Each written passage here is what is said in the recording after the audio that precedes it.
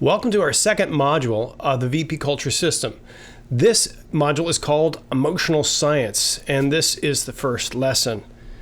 And emotional science is a hugely important part of every culture.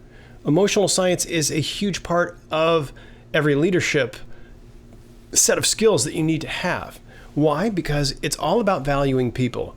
You really cannot communicate valuing people without some sort of an emotional content. In fact, it's the most important thing in communicating valuing content. However, it's very complex. It's one of the most difficult things for leaders to tackle. So that's why we're tackling it here in the middle of as the second unit of our overall journey through the VP Culture System. So emotional science is about communicating value in the workplace. It's about showing people that you value this and you value them and you value this outcome, you value how we do this together. So emotional science is responsible for making the difference between one leader to another leader's effectiveness by 20%, according to Leonard Mlodinow. His research indicates that if you have the two of the exact same leaders with the exact same education, the leader that could do emotional intelligence well is going to be 20% more effective. So that's a powerful dynamic. It's one of the best ways, and we'll see later statistics that show it's the number one way for creating emotional connection, emotional team outcomes. So personality science was the number one way for connecting between individuals. This is connecting within a whole team is the number one way to make an effective team. So that's why I've picked this particular unit to fall here. We're going to have to do some hard work and dive deep into this in order to get this skill, but we're going to give you some specific skills that you can walk away with that are going to cover 80% of the material that you'll need to cover within emotional science. Sure, emotional science is a big, huge subject, and we can't cover it all. So we're going to cover sort of the 80-20 rule. We're going to give you the skills that will get you 80% of the way through this difficult subject so that you can master this skill and come away as an effective, emotionally intelligent leader. So here's the deal.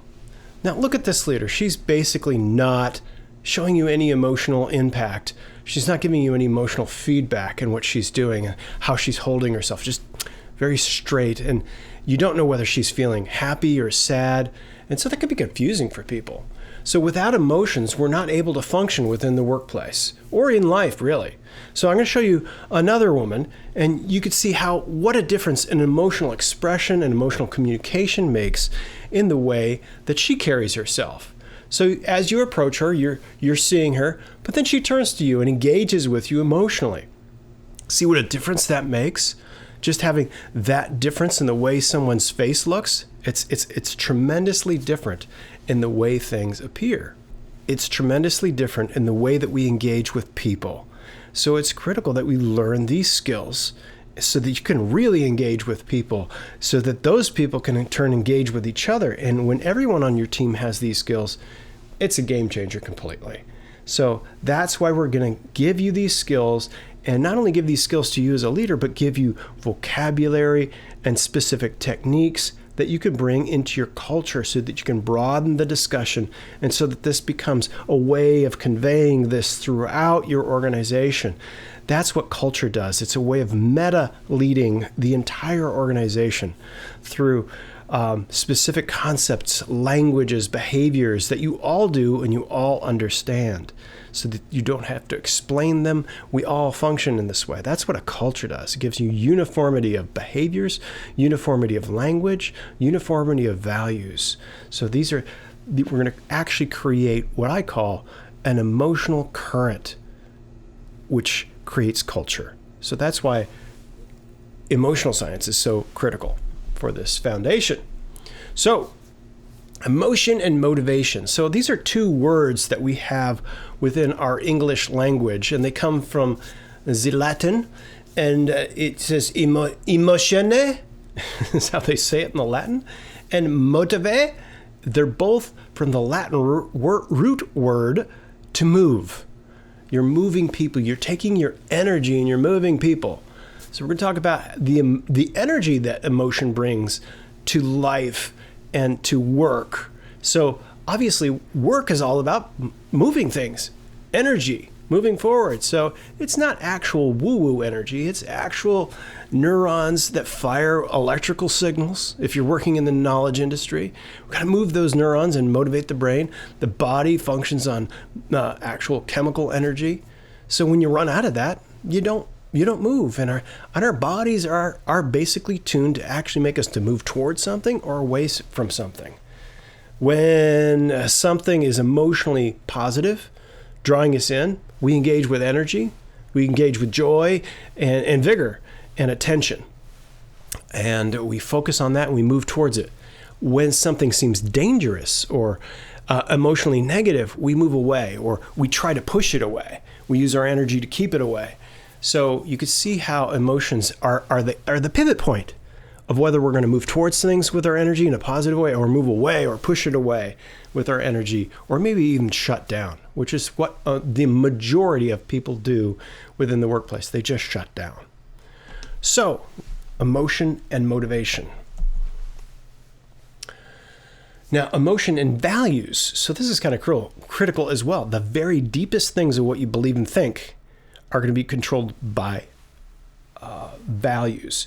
So that's why these things are so important. They tell us where to go and how to go and why we're going. That's what you're communicating. You're not just robotically communicating that you must do this thing. That motivates no one. It's all based on emotion. So emotions move us towards where we want to go energetically, and they also give us the why and the how we're going to do it with values. Okay, so we're going to be talking about the skill of focusing. So you as a leader are going to try to focus the emotional attention of yourself, first of all, and then focus the emotional attention of the people on your team, and maybe even the people that you serve out in the broader world. So it's about focusing. We're going to use this word focus a lot because it's critical to understand how the brain and the body works. We don't get to control this all like it's a mechanism. Emotions happen often autonomically within us. So we have to take a step back and have a focusing kind of attitude and behavior towards this. So I'm going to be using this term focus quite a bit. And we're going to be focusing on two different types of emotions. Reactive emotional focus. So something happens, you react. That's a very spontaneous autonomic response. You don't have a choice whether you're going to feel this or not. So the only choice is how you focus on it. So we'll talk about the subtlety of how to do that. And we all run into situations. I can't snap my fingers and tell you how to shut that off. In fact, you can't. So instead of focusing on how to turn that off, we're going to be focusing on how to take some perspective, to step back and have focus on our emotional situation. Something happened, we reacted. What does it mean? How do we handle that? How do we behave better in those situations? And then we're going to have a proactive emotional focus. So we want you to be able to create an emotional world proactively that people are going to be looking forward to with hope, with joy, with vigor, with peace, because you're looking further, you're looking beyond the reactive situation, you're creating an emotional situation intentionally. So how do you create intentional emotional environments? You focus on proactive emotions. You help people focus in a different way instead of just the here and now. Hey, let's take a broader look. So we'll dive into what that means and what those kinds of emotions are.